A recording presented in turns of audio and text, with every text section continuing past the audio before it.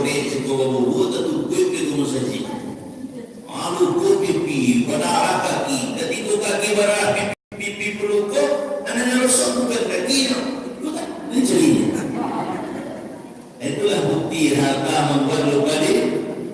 Nanya leceh itu kesakitan atau bila oleh Allah dia lupa kalau dulu dia adalah orang bertanya. Cobalah ingat dengan pikiran sehat siapa kita sebenarnya. Jangan ketika kita sudah punya pangkat merasa diri lebih dari orang lain, padahal kita hanyalah seorang yang minta-minta.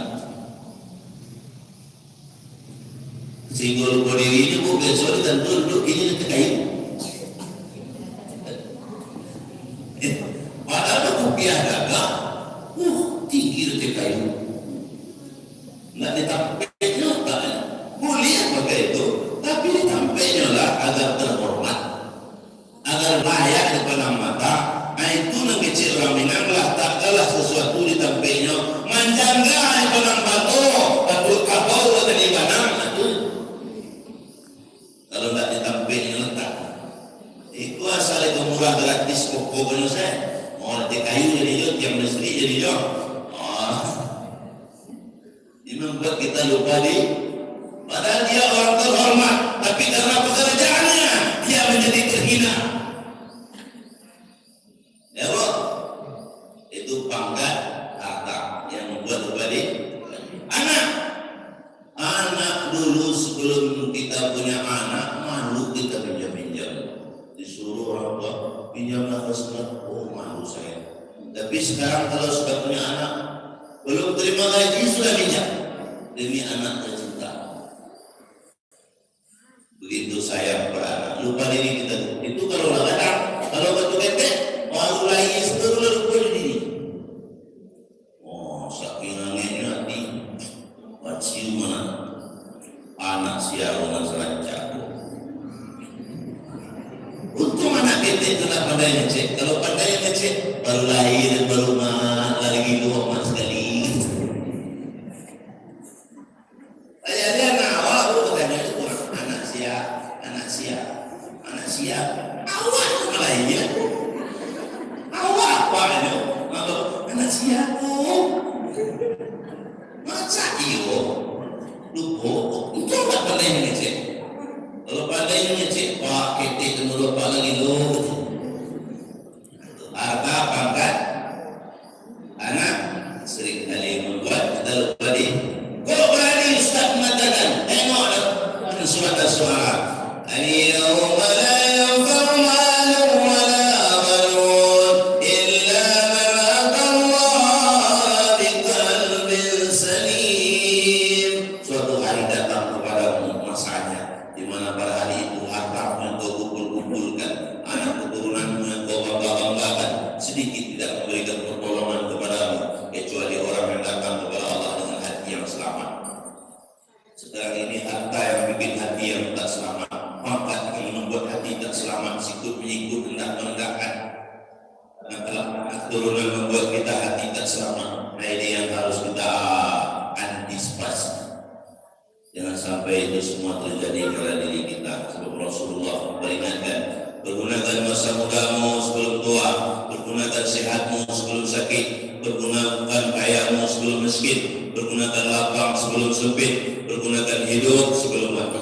Kalau mati nanti menyesal. Ini bunyi penyesalannya.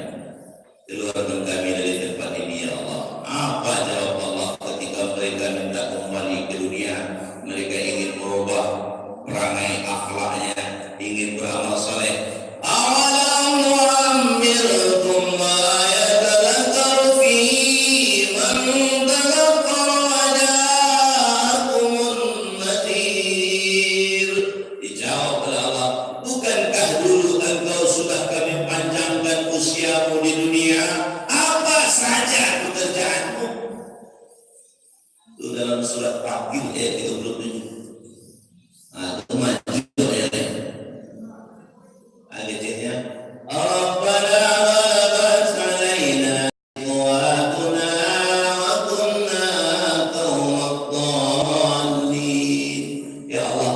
Ia terlampau kami di dunia dulu di hawa nafsu kami, sehingga kami jatuh pada golongan orang-orang sesat. Rabbana akhrijna fa in udna fa inna zalimun. Keluarkan kami ya Allah, kembalikan kami ke dunia, kami tak akan lagi berbuat zalim. Andai kata kami masih berbuat zalim, Kau berilah kami asap yang lebih keras dan itu kata mereka. Kalau akibat tak bisa menggunakan Allah dalam surah Al-Mu'minun ayat 108. Qala sa'u fiha wa la tukallimun. Makan pencarianmu, silakan rasakan balasanmu. Diam, jangan berbicara. Wajib menyampaikan betul dalam Al-Quran surat Al-Mu'minun ayat 108. Di masing-masing ayat rukun walaupun berbeda surat ada kaitannya. Ada ayat. Selesai itu mereka disiksa. Apa siksa? Bagi mereka nanti dalam neraka jahanam akibat mereka menyia-nyiakan 5 perkara. La yaluquna fiha baradan wala saraba illa miman wa ghassaqa. Mereka lapar, tak ada boleh minum. Kalau besok nak minum macam ini, tak boleh dapat. Mereka lapar, tak diberi makan. Mereka haus, tak diberi minum, kecuali illa hamima wa wasyaqa. Dan yang menggelegar ditanya oleh sahabat para berdarah, zalika wasyaqa ta'ala dunia. Ya Allah, betapa keras panas nanti dalam neraka jahanam.